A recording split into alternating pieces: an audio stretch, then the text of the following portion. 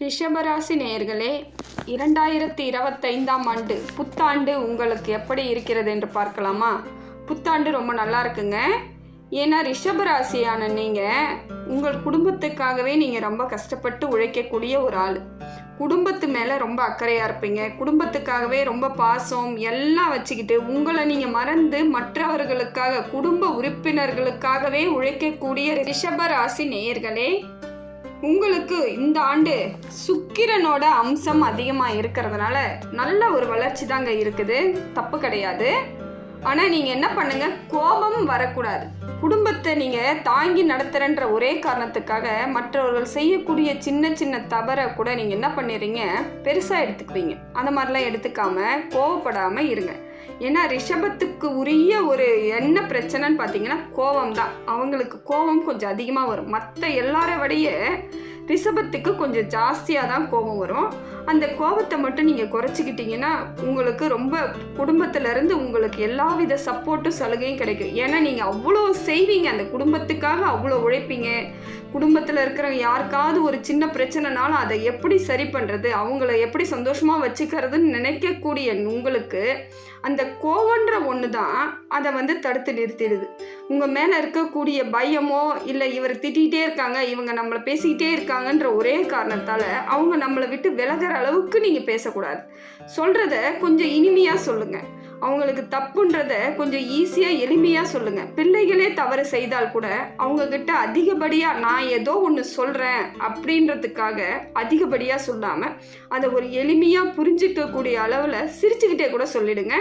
இந்த வருஷம் உங்களுக்கு அவ்வளோ நல்லா இருக்குதுங்க. ஆனால் இந்த சின்ன சின்ன தவறுகளை மட்டும் சரி செஞ்சுட்டா ரிஷபராசி மாதிரி ஒரு நல்ல ராசி இந்த ஆண்டுக்கு கிடையாது. எல்லாமே ஈஸியாகவும் கிடைக்கும், எளிமையாகவும் கிடைக்கும். அதே மாதிரி செலவு பண விரயம் உங்களுக்கு இந்த வருஷம் ஆகிறதுக்கான வாய்ப்பு அதிகமாக இருக்குது. அதனால் என்ன பண்ணுங்கள், பணத்தை கையாளும் பொழுது நீங்கள் பார்த்து செலவு பண்ணுங்கள். இந்த செலவு நம்ம செய்ய தான் வேணுமா, இது வேணுமா, செஞ்சு தான் ஆகணுமா அப்படின்னுட்டு ஒரு வாட்டிக்கு 2 வாட்டி யோசித்து செலவு பண்ணுங்கள். விரய செலவு வீண் செலவு வர்றதுக்கு அதிகமான வாய்ப்புகள் இருக்குது இந்த வருஷம். ரிஷபராசிக்காரங்க குலதெய்வ வழிபாட்டை முதன்மையாக வச்சு நடத்திக்கோங்க. எப்பயுமே எந்த செயலை செய்ய போனாலும் விநாயகரையும் குலதெய்வத்தையும் மனசார வேண்டிக்கிட்டு வீட்டில் இருந்து கூட கிளம்பும் பொழுது ஒவ்வொரு தினமும் இதை நினச்சிக்கிட்டே கிளம்புங்க. அப்படி செய்யும் பொழுது அந்த காரியம் மிக சிறப்பாக நடக்குங்க. அது வெற்றிக்கான அறிகுறியாக உங்களுக்கு இருக்கும். ஏன்னா இத்தனை ஆண்டு காலங்களாக நீங்கள் ரொம்ப கஷ்டப்பட்டு துன்பப்பட்டு ஒரு மாதிரி எல்லாத்தையும் இழந்துட்டு கூட இருந்திருக்கலாம். ஆனால் இனி வருங்காலங்கள் அது அனைத்தும் உங்கள் கையை கூடி வரும். இழந்த பொருட்கள் உங்களை தேடி வரும். அதே மாதிரி இழந்த சொத்துக்களும் உங்களை தேடி வரும். பரம்பரை சொத்து இல்லை மூதாதையர்களோட சொத்து இல்லை தந்தை வழி சொத்து எல்லாமே உங்களுக்கு இந்த ஆண்டு சேரக்கூடிய ஒரு ஆண்டு. அதனால் என்ன பண்ணுங்கள், குலதெய்வ வழிபாடை முக்கியமாக பண்ணுங்கள். அதை உங்கள் பாரம்பரிய முறைப்படி அதை முறையாக செய்யணும். குலதெய்வ வழிபாட்டை பெரியவங்க எப்படி செஞ்சாங்க அப்படின்னு கேட்டு அதன்படி செய்யுங்க. உங்களுக்கு காரிய சித்தி உண்டாகும்.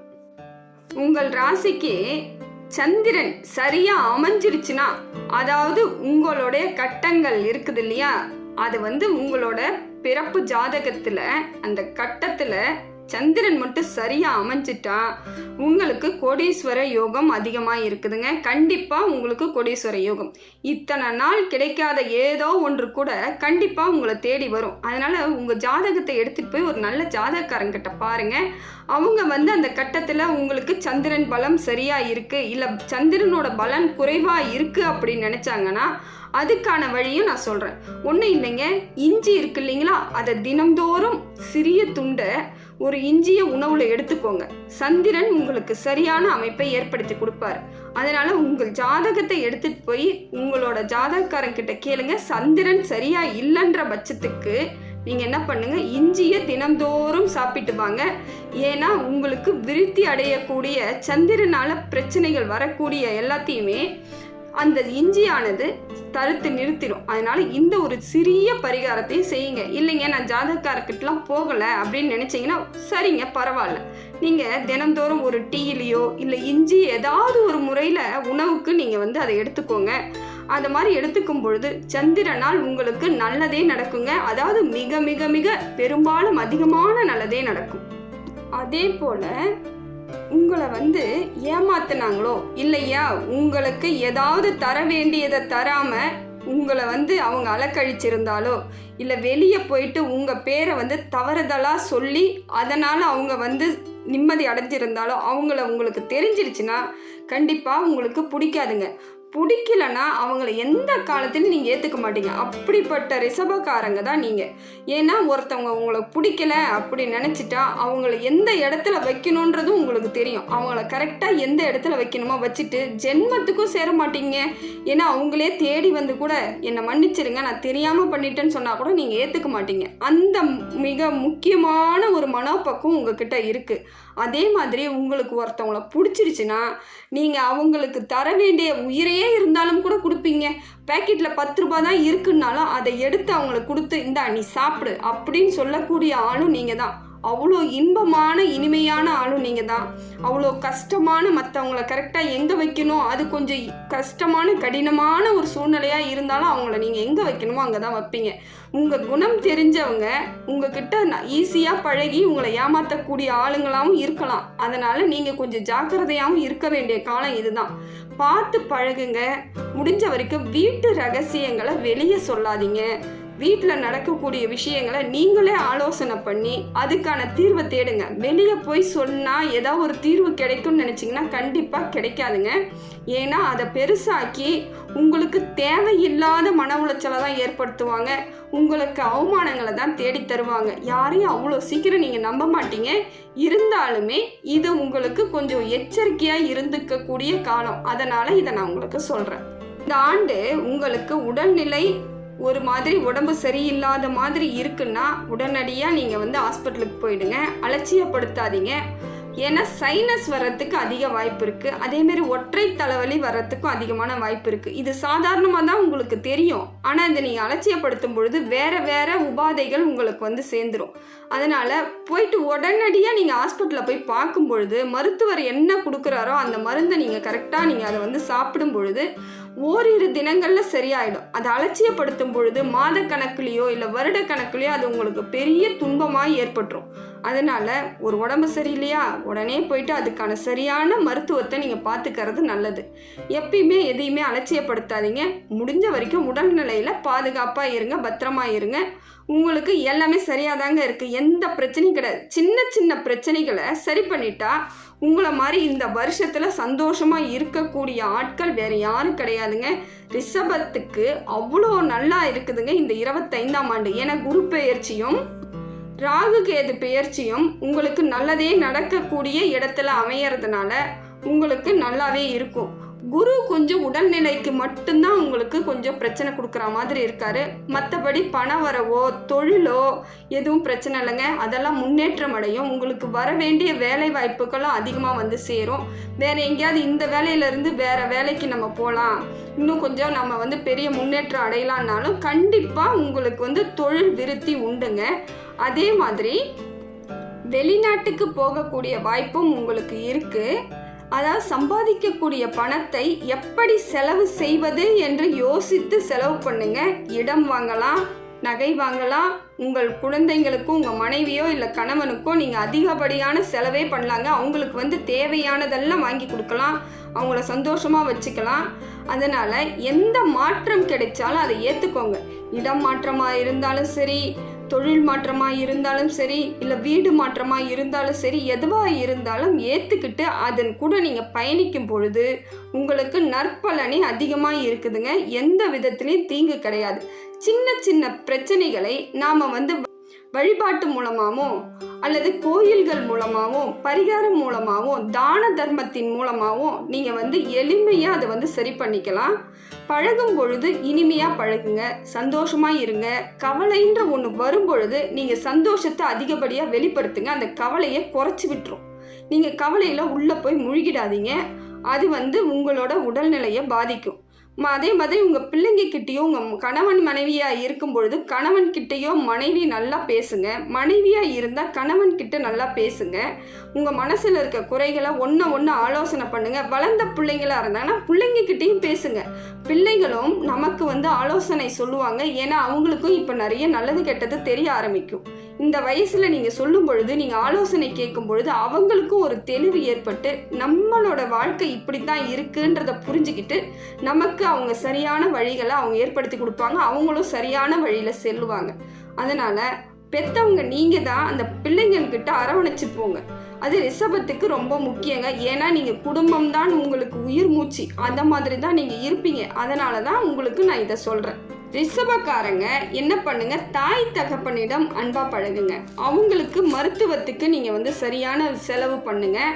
அதே மாதிரி உங்கள் உடன் பிறந்தவர்களிடம் பழக முடிஞ்ச வரைக்கும் பழகுங்க. உங்கள் மனசுக்கு எது சரின்னு படுதோ அதை உடனடியாக செய்திருங்க. செய்யாமல் ஆலோசனை பண்ணுறேன் அப்படின்னு நீங்கள் யோசிக்கும் பொழுது செய்ய வேண்டிய காரியங்கள் தடைபட்டுடும், செய்யாமலும் போகலாம். அதனால் உங்கள் பெற்றோர்களுக்கு நீங்கள் ஏதாவது செய்யணும்னு நினச்சா உடனடியாக செய்யுங்க. அது அவங்களோட மனசு திருப்தி அடையும் பொழுது உங்கள் வாழ்க்கையில் ஏற்படக்கூடிய சின்ன சின்ன கஷ்டங்கள் கூட மிக விரைவில் சரியாயிடும். உங்கள் வாழ்க்கையில் தனிப்பட்ட முறையில் செல்வாக்கும் அதே போல வருமானமும் அதிகமாகவே இருக்குங்க. ரிஷபத்துக்கு இந்த ஆண்டு அப்படி தான் சொல்கிறாங்க. பெற்றோர்களிடம் இருந்து வரக்கூடிய செல்வங்கள் உங்களுக்கு சேரும். அதே மாதிரி கௌரவமும் பரம்பரையாக செய்துக்கிட்டு வர ஒரு கௌரவம் இருக்கு இல்லைங்களா, அதுவும் இந்த ஆண்டு உங்களுக்கு சேரும். கோவிலில் நீங்கள் இந்த மாதம் நாங்கள் தான் செய்வோம், இந்த வருஷம் நாங்கள் தான் செய்வோன்ற கூடிய உங்கள் அப்பா அம்மா செஞ்சதை இந்த ஆண்டு உங்களை செய்ய சொல்லுவாங்க. அது உங்களுக்கு மிகப்பெரிய கௌரவமாக இருக்கலாம். அந்த ஊர்லேயே உங்களை சொல்லுவாங்க, இந்த பிள்ளை இவரோட பிள்ளை, இவர் இந்த பரிகாரம் செய்கிறாரு, இல்லை இந்த கோவிலுக்கு செய்கிறாங்க அப்படின்னும் பொழுது உங்களுக்கு மரியாதை இன்னும் கூடுங்க. மக்கள் மத்தியிலேயே உங்களுக்கு ஒரு நல்ல ஒரு சந்தோஷமான அமைப்பு ஏற்படும். ரிஷப ராசிக்காரங்க எந்த கோவிலுக்கு போகலான்ட்டு கேட்குறீங்க இல்லைங்களா, இந்த கோவிலுக்கு போங்க, இந்த நட்சத்திரக்காரங்க இந்த கோவிலுக்கு போங்க. ரிஷப ராசிக்காரங்க எல்லாருமே முடிஞ்ச வரைக்கும் பெருமாள் கோவிலுக்கு போகிறது ரொம்ப விசேஷங்க. நீங்கள் எந்த கோவிலுக்கு பக்கத்தில் இருக்க பெருமாள் கோவிலுக்கு போனாலும் சரி, திருப்பதிக்கு போனாலும் சரி, இல்லை தெரிஞ்ச ஸ்ரீரங்கம் போனாலும், எந்த ஒரு 108 திவ்ய தேசங்கள் இருக்கு இல்லைங்களா, அதில் எந்த கோவிலுக்கு வேணாலும் போகலாம், நல்ல பலன் தான் கிடைக்கும். இருந்தாலுமே அந்தந்த நட்சத்திரங்களுக்கு அந்தந்த கோவிலுக்கு போகும் பொழுது இன்னும் உங்களுக்கு நிறைய நற்பலன் கிடைக்கும். அதாவது எந்தெந்த நட்சத்திரம் பார்த்தீங்கன்னா, கிருத்திகை 2ஆம் பாதம், 3ஆம் பாதம், 4ஆம் பாதம் இவங்க இருக்கிறீங்க. அதே மாதிரி ரோகிணியில 4 பாதங்களும் இருக்கிறது ரிஷபத்தில். அதே மாதிரி மிருகசீரத்தில் 1ஆம் பாதம், 2ஆம் பாதம், இந்த மிருகசீரிஷம் அந்த நட்சத்திரத்துக்காரங்க 1ஆம் பாதமும் 2ஆம் பாதமும் இருக்கீங்க இல்லைங்களா, இவங்கெல்லாம் எந்தெந்த கோயிலுக்கு போகலான்னு பார்க்கலாம். கிருத்திகை நட்சத்திரக்காரங்க நரசிம்மர் வழிபாடு ரொம்ப முக்கியங்க. அந்த நட்சத்திரக்காரங்க நரசிம்மரை வழிபடும் பொழுது உங்களுக்கு தடைகள் எல்லாம் நீங்கிடுங்க. அதாவது கிருத்திகை நட்சத்திரக்காரங்க விழுப்புரத்திலிருந்து செல்லக்கூடிய ஒரே நேர்கோட்டில் செல்லக்கூடிய நரசிம்மர் கோவில் 3 இருக்கு. அதுக்கு ஒரே தினத்தில் போயிட்டு வர்றது ரொம்ப விசேஷங்க. எதுன்னு பார்த்தீங்கன்னா, அபிஷேகப்பாக்கம், அதுக்கு அடுத்தது பூவரசம் குப்பம், அதுக்கு அடுத்தது பரிக்கல். இந்த 3 கோவில்களும் நரசிம்மர் கோவில் நேர ஒரே கோட்டில் இருக்கிறதுனால நீங்கள் காலையில் அங்கே கிளம்புனீங்கன்னா மாலையில் இந்த கோவிலுக்கு, அதாவது பூவரசம் குப்பம் போயிடலாம். காலையில் அபிஷேகம் பார்க்க போனீங்கன்னா மாலையில் பூவரசம் குப்பம், இரவு ஒரு 9 மணி வரைக்கும் அந்த கோவில் இருக்கும். அதனால் நீங்கள் பரிக்கலுக்கு 8 மணி 9 மணி வரைக்கும் போயிட்டு வந்துடலாம். அந்த ஒரே நாளில் போயிட்டு வரும்பொழுது பலன்கள் அதிகம். போயிட்டு நெய் வாங்கி தீபத்துக்கு, நரசிம்மர் கோவிலுக்கு நெய் வாங்கி கொடுங்க, தீபம் ஏற்ற சொல்லுங்க, நீங்களும் நெய் தீபம் ஏற்றுங்க. அதே மாதிரி முல்லைப்பூ கிடைச்சா நரசிம்மருக்கு சாத்துங்க. அப்புறம் தாமரைப்பூ, செவ்விதழ் தாமரைப்பூ இருக்கு இல்லைங்களா, அதை வாங்கிட்டு போயிட்டு நீங்கள் கோவிலில் கொடுக்கலாம். அதை விட ரொம்ப முக்கியமானது என்னன்னு பார்த்தீங்கன்னாக்கா துளசி மாலை நீங்கள் வாங்கி சாத்தலாம். உங்கள் துன்பங்கள் அனைத்தும் துளசி மாதிரியே போயிடுங்க. அந்த வழிபாடு ரொம்ப முக்கியம். துளசி மாலை, முல்லைப்பூ, தாமரைப்பூ, இதை 3 வாங்கி வச்சு ஒவ்வொரு கோவில்லையும் நீங்கள் அர்ச்சனை பண்ணிக்கிட்டு வரும் பொழுது ரொம்ப விசேஷ பலன் கிடைக்குங்க. அதேமாரி அர்ச்சனை பண்ணும் பொழுது நீங்கள் என்னன்னா, சாமி பேருக்கு பண்ணாமல் உங்கள் வீட்டில் இருக்கக்கூடிய அந்த கிருத்திகை நட்சத்திரம் இருக்கிறாங்க இல்லைங்களா, அவங்க பேர்லேயே இந்த அர்ச்சனையை பண்ணிக்கிட்டு வாங்க. உங்களுக்கு நரசிம்மர் அருள் எப்பயும் உங்களுக்கு கிடைக்கும். 2025 ரொம்ப நல்ல விசேஷமான ஒரு ஆண்டா போகும், சந்தோஷமான ஆண்டா போகும், எல்லாமே நன்மையாகவே நடக்கும். அடுத்ததாக பார்க்கக்கூடிய நட்சத்திரம் ரோகிணி. ரோகிணி நட்சத்திரக்காரங்கள் திருப்பதி போயிட்டு வரலாம். திருப்பதி ரொம்ப விசேஷங்க, போயிட்டு வாங்க. அங்கே போயிட்டு அந்த இரவு அங்கே தங்கிட்டு மறுநாள் நீங்கள் கிளம்பி வரும்பொழுது ரொம்ப நல்லா இருக்குங்க. உங்களோட ராசிக்கும் நட்சத்திரத்துக்கும் நல்ல பலன்களை ஏற்படுத்தி தரக்கூடியவர் தான் வெங்கடேச பெருமாள். திருப்பதி வெங்கடேச பெருமாள் அனைத்தையும் உங்களை பார்த்துக்கோ, நீ பார்த்துக்கோ, உன் பாதத்தில் நான் சரணடைந்தேன்னு சொல்லிட்டு நீங்கள் வாங்க, உங்களுக்கு நல்லதாகவே நடக்கும். நான் கூடிய விரைவில் ரொம்ப சிறப்பான வழிபாடுகளாக இது அமையக்கூடியது திருப்பதி. அதனால் உங்களுக்கு எல்லாமே நல்லதாகவே நடக்கும். இந்த 2025 மிக நற்பலனை ஏற்படுத்தி கொடுக்கும். திருப்பதி சென்று வரலாம். மிருக சீரிஷம் அந்த நட்சத்திரக்காரங்க நீங்கள் எங்கே போகலான்னா ஸ்ரீரங்கம் போகலாம். சயன நிலையில் இருப்பார் இல்லைங்களா பெருமாள், அதனால் அந்த ஸ்ரீரங்கமும் இல்லைன்னா ஆதி திருவரங்கம் அவரும் படுத்த நிலையில தாங்க இருப்பார். ஆதி திருவரங்கத்துலேயும் ஸ்ரீரங்கத்துலேயும் ஒரே மாதிரி தான் பெருமாள் இருப்பாங்க. அந்த கோவிலுக்கு போயிட்டு வாங்க. மிருக சீரிஷம் ரொம்ப விசேஷமான அந்த கோவிலுக்கு போயிட்டு வரும் பொழுது உங்கள் துன்பங்கள் துயரங்கள் மாறிடும். அதே மாதிரி உங்கள் கால நேரம் சரியில்லை, ஜாதகம் சரியில்லைன்னு நினைக்கிறவங்க கூட நீங்கள் ஆதி திருவரங்கத்தில் உங்களுடைய ஜாதக நோட்டை எடுத்துகிட்டு போயிட்டு கொடுத்தீங்கன்னா அவர் உங்கள் சாமி பாதத்தில் வச்சு உங்களுக்கு கொடுப்பாங்க. அன்னையோட உங்களுக்கு இருக்கக்கூடிய அத்தனையும் நீங்கள் எந்த ஜாதகாரங்கிட்டையும் போக தேவையில்லைங்க. அங்கே போனால் அவங்க மாற்றி மாற்றி தான் சொல்லுவாங்க. ஏன்னா நீங்கள் ஆதி திருவரங்கம் போயிட்டு வந்தது அவங்களுக்கு தெரியாது. அதனால் நீங்கள் அதை வச்சுட்டு எடுத்துகிட்டு வாங்க. நீங்கள் உங்களோட பலனே வேறு மாதிரி இருக்கும். எந்த ஜாதகக்காரன்ட்டையும் போக தேவையில்ல, நீங்கள் எதுக்கும் பயப்படவும் தேவையில்லை. ரொம்ப தைரியமாக எல்லா வேலையும் செய்யலாம். உங்களுடைய சொத்தாகட்டும், வெளிநாட்டுக்கு போகிற அமைப்பாகட்டும் அத்தனை ஏற்படும். குழந்தை பாக்கியம் ஏற்படலாம், திருமண தடை நீங்கிடும். உங்களுக்கு கூடிய விரைவில் எல்லாமே நல்லதாகவே நடக்குங்க. 2025 ரொம்ப நற்பலனை தரக்கூடிய ஆண்டாக இது இருக்கிறது. ரிஷப ராசிக்கு இந்த 2025 மிக மிக நற்பலனை தரக்கூடிய ஒரு ஆண்டாக தான் இருக்கிறது. இந்த கோவிலுக்கெல்லாம் போயிட்டு வந்துட்டு நீங்கள் ரொம்ப விசேஷமாக நல்லதாகவே இருக்குங்க. ரொம்ப சந்தோஷமாக இருக்கும். ரொம்ப நல்லா இருக்கணும்னு தான் நானும் இதை சொல்கிறேன். உங்களுக்கு ரொம்ப நல்லா இருக்கும், சந்தோஷமாக இருக்கணும். தைரியத்தை மட்டும் எந்த சூழ்நிலையிலையும் விடக்கூடாது. மன சஞ்சலத்தை ஏற்படுத்த விடாதீங்க. கவலைகளை நினைக்காதீங்க. நமக்கு வரக்கூடிய சந்தோஷத்தை மட்டும் நினச்சி நீங்கள் வாழ ஆரம்பிக்கும் பொழுது இந்த ஆண்டு ரொம்ப நல்லா இருக்குதுங்க. தைரியமாக இருங்க, சந்தோஷமாக இருங்க. ரொம்ப நல்ல வருஷங்களாக இந்த ஆண்டு அமையட்டும்னு நான் கேட்டுக்கிறேன். ஆத்ம ஆன்மீக சேனலுக்கு சப்ஸ்கிரைப் பண்ணுங்க. உங்களுக்கு ஏதாவது சந்தேகம் இருந்தால் நீங்கள் கமெண்ட்ஸ் பண்ணுங்க, அதுக்கு நான் பதில் அளிக்கிறேன். நன்றி, வணக்கம்.